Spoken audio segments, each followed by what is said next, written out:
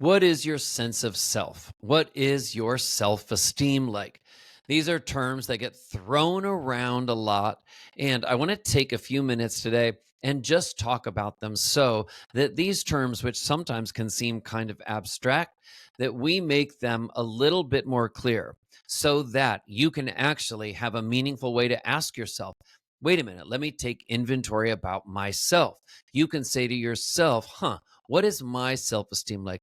Do I have a good sense of self? Do I have a sense of self that is shaky? These are some questions that you can ask yourself as we get to talking about this today.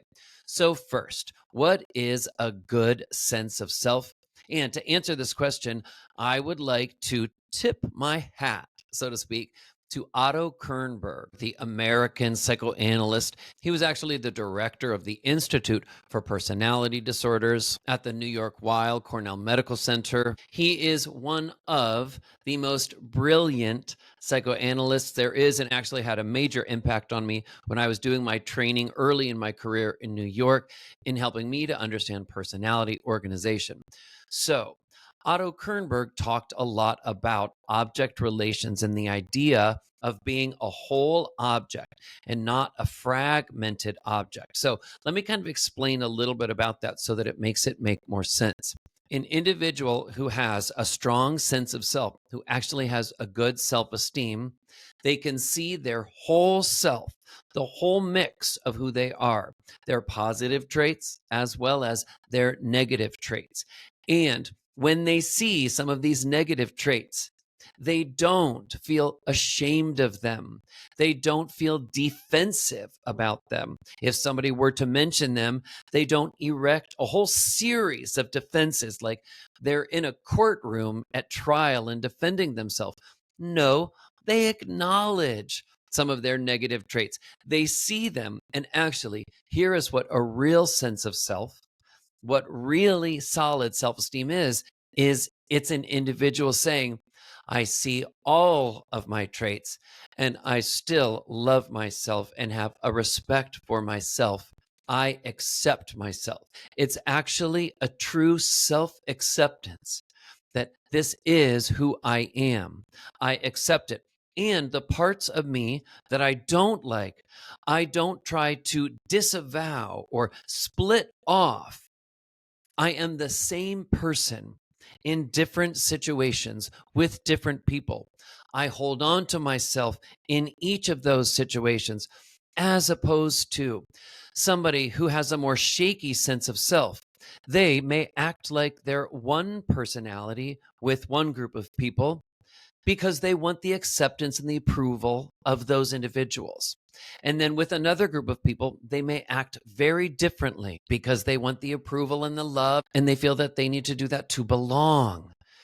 But what happens is the individual with the shaky self esteem, they shave off, or like Otto Kernberg would say, they split off parts of who they are in order to conform to something that's outside of them.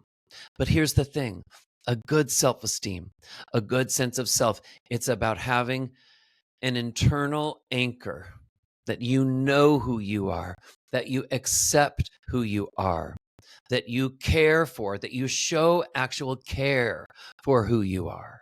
And you do that by not doing things that are self injurious. You do things that are not self harming.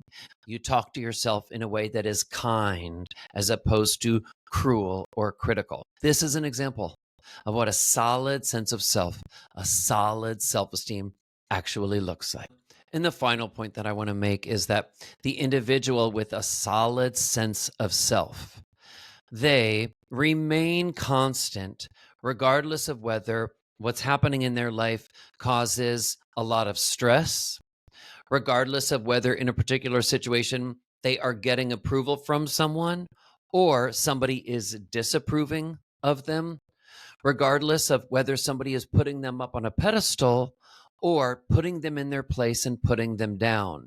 So the individual with a solid self-esteem, a true anchor that is unemotional, it is neutral because it lives in this place of acceptance. That individual who has a solid self esteem, when somebody glorifies them and makes them feel like they're amazing, well, the individual with solid self esteem thinks to themselves, thank you, but I think that I'm okay.